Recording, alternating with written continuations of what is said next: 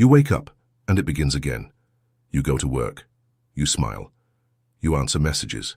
You scroll. You eat. You sleep. And somewhere in between, a quiet voice asks, "Is this it? You've done everything right. Followed the map, ticked the boxes, played the game. And yet, something feels missing. You look around. People are busy, laughing, posting, running. But deep down, many are just like you, silently wondering why life feels so loud, yet so empty. We chase success, love, pleasure, approval.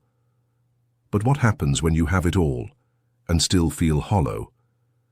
This feeling, this hunger for something deeper, it isn't weakness, it's a signal. A call to remember the question we were never taught how to answer. What makes a life truly meaningful? In every corner of the world, people are waking up with the same silent ache, not for more money or more pleasure, but for more meaning. It's the kind of emptiness you can't fill with weekend plans or filtered smiles. It's the kind that creeps in at night when the world goes quiet, and you start to wonder if you're really living or just existing. But here's the strange part. We've never had more freedom, more options, more ways to connect, and yet so many of us feel lost, directionless, disoriented. Why? Because we were taught how to make a living, but not how to make a life. We learned how to climb ladders, impress strangers, and chase dopamine, but not how to sit with ourselves, not how to build a life that actually feels worth waking up for. This isn't just a personal crisis, it's a generational one, and it's happening now, in our 20s, our 30s, during the very years we're told we should be thriving. But perhaps this crisis is also an invitation, not to escape life, but to ask better questions about it. What is a meaningful life? And more importantly, can you still find it in a noisy, distracted modern world? Let's find out, not through trends or self-help slogans, but by returning to the minds who asked these questions long before us, the philosophers. Long before smartphones, algorithms, or modern jobs, people sat under stars, walked through stone cities, and asked the same question you're asking now. What gives life meaning? Let's go back. Ancient Greece. Socrates walked barefoot through Athens, asking questions no one wanted to answer. He believed that an unexamined life wasn't just boring, it was dangerous, because if you don't choose your values, someone else will. His student, Plato, believed meaning came from aligning your soul with eternal truths, justice, wisdom, goodness. To him, the world we see is just shadows. The real meaning lies beyond appearances. And then came Aristotle, grounded, practical. He didn't think meaning came from gods or perfect ideals, but from living a virtuous life, doing what you were built to do with excellence. He called it eudaimonia, not happiness, but human flourishing. Fast forward to the 19th century. The world had changed, empires fell, science rose, religion lost its grip, and a new voice emerged, Nietzsche. He declared, "God is dead." Not as a celebration, but as a warning. Without shared beliefs, where would we find purpose? Nietzsche didn't want you to despair. He wanted you to create your own meaning, to live like an artist, to become the author of your own values. And then came the existentialists, Camus, Sartre, Kierkegaard. They said, life may have no built-in meaning, Maya, but that's what makes it powerful, because it means you're free. You don't wait for meaning. You make it through choices, courage, and commitment. All of them disagreed on details, but they shared one belief. That meaning is not handed to you.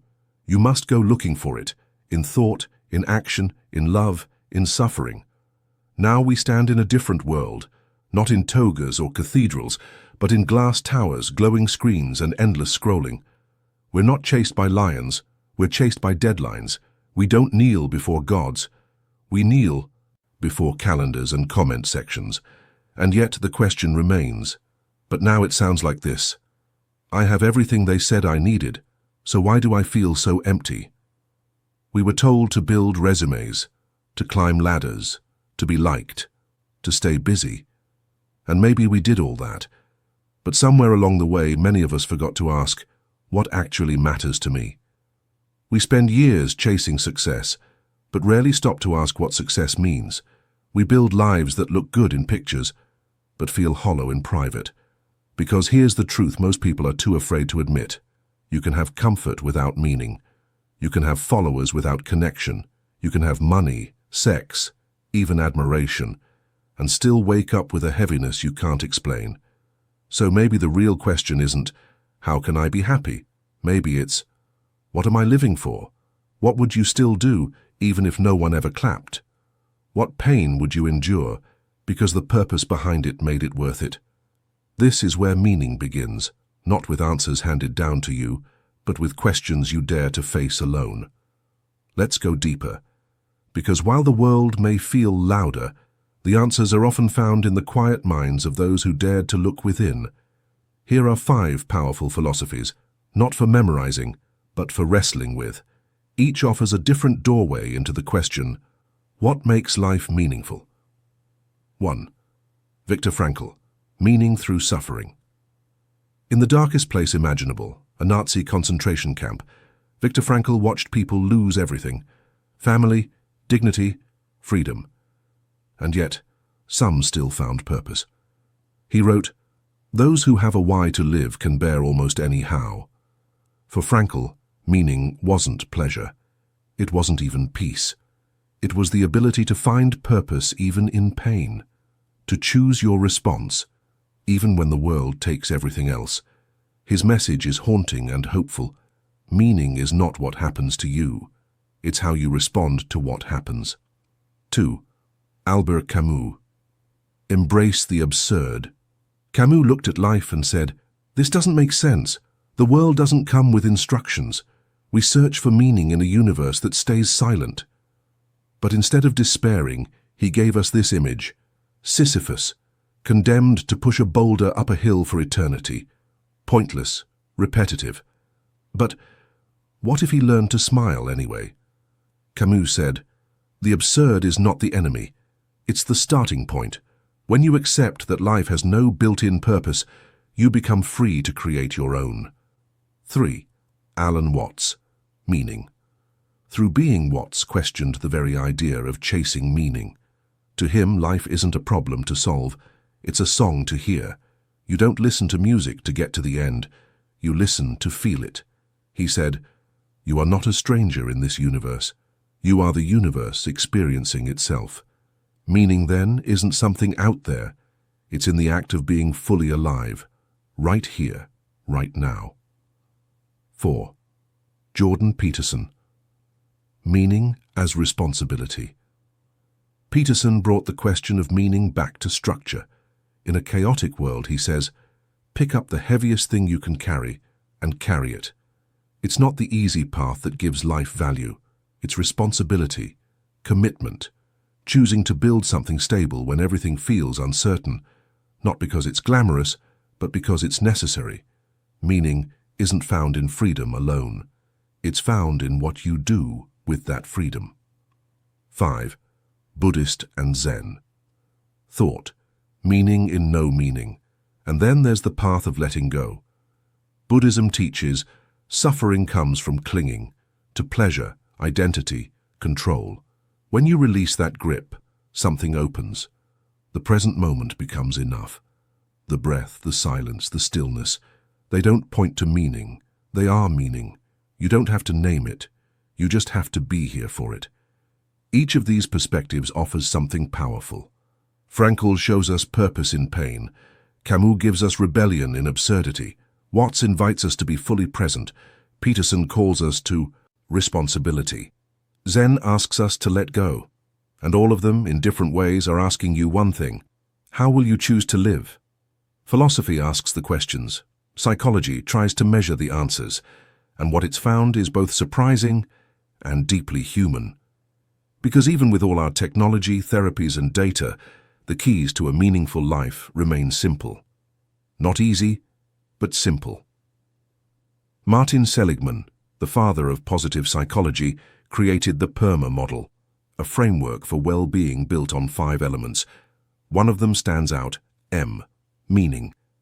He found that people who feel connected to a purpose greater than themselves, whether it's family, faith, service, or creativity, live longer, handle stress better, and feel more fulfilled, even if their lives are hard.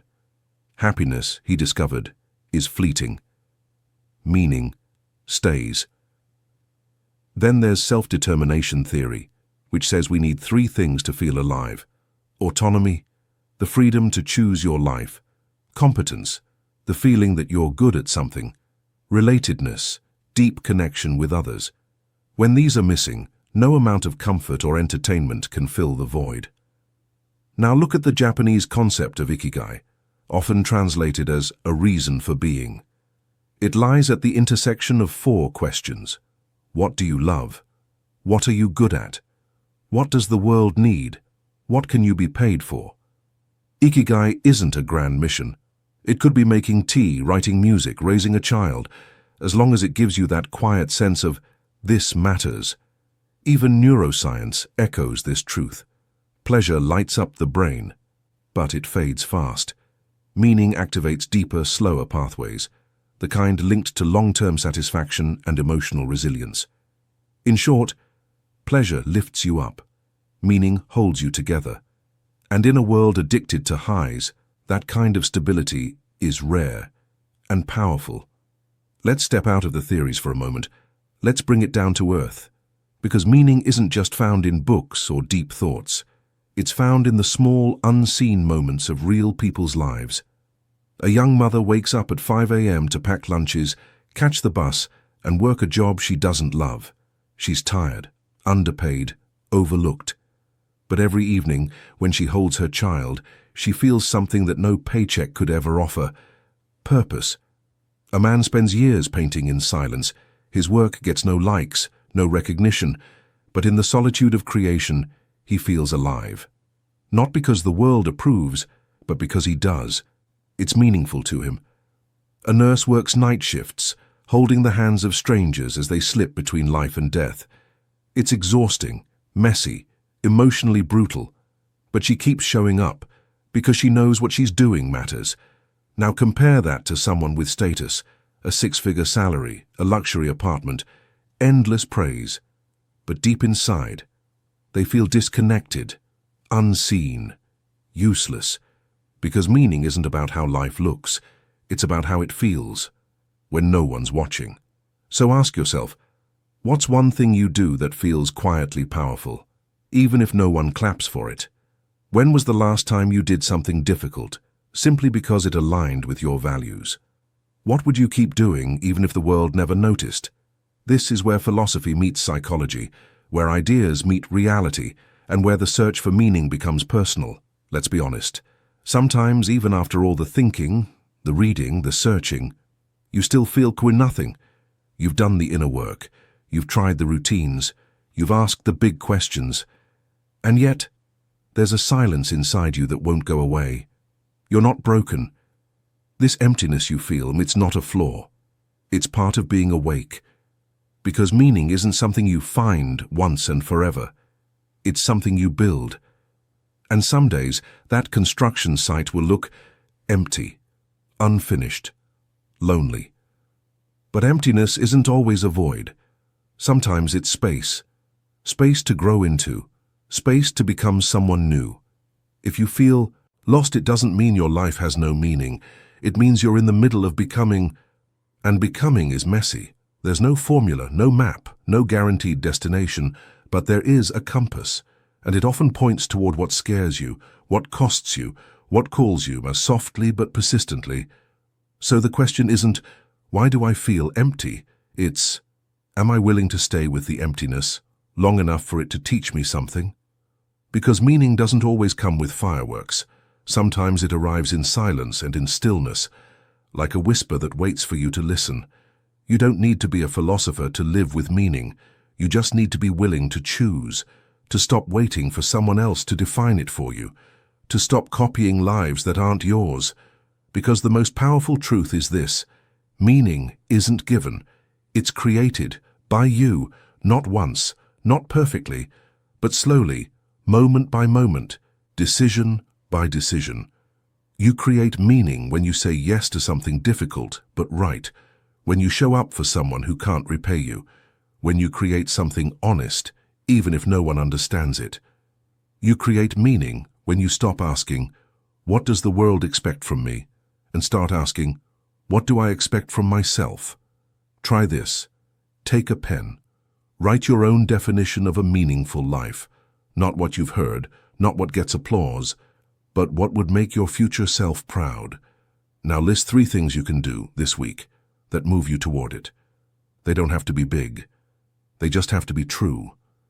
This is how meaning begins to live inside you, not as a theory, but as a practice. Not something to find, but something to become. So what have we really uncovered? That meaning isn't the same as happiness, that a meaningful life isn't always comfortable, but it is alive. That philosophers, psychologists, and everyday people all point to the same truth. Meaning comes from depth, not ease. From intention, not applause. From giving yourself, not just getting what you want. It can be found in responsibility, in creativity, in connection, in presence. It can be found in joy, and yes, even in suffering. But most of all, it must be chosen. So if you're still searching, good. It means you haven't given up. It means your soul is still asking better questions than the world wants you to. And maybe that's what a meaningful life really is. To keep searching with your eyes open, to live in alignment with your deepest truth, and to become someone worth living for. Now ask yourself, not later now, what would make my life meaningful? To me. Not to your parents, not to your friends, not to social media, but to you. Take 5 minutes after this video, write, think, sit in silence. Whatever you need to do, just don't scroll past this feeling. It's rare, and it matters. And if this video gave words to something you felt but couldn't say, like it, share it, and subscribe.